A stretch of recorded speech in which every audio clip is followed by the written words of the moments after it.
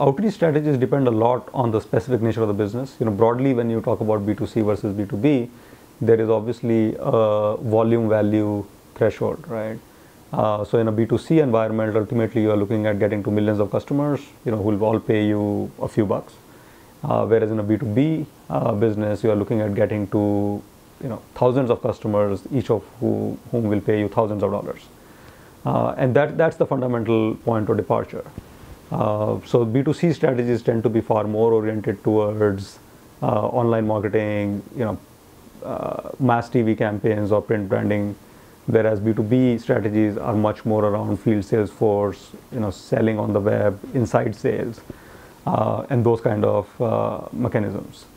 I think the other thing to keep in mind is, B2C sales often tend to be individual decisions. So you're only reaching out to one person who has the ability to decide and spend, whereas in B2B sales, often multiple people within an organization can be involved in the decision.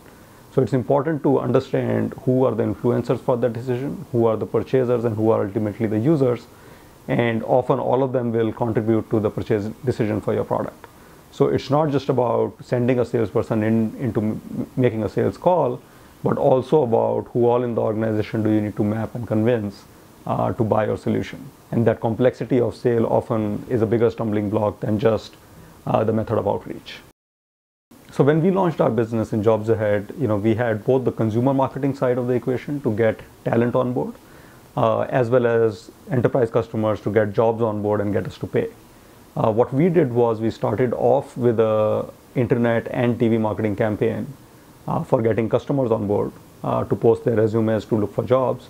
And at the same time, we set out a team of 20 salespeople on the ground, which over a 3-month period went out and gave free trials to 3,000 customers. Now, this was a classic network effects business. We need both jobs and resumes to be on the site for the site to function. And hence, we did all this exercise in a compressed period of 3 months.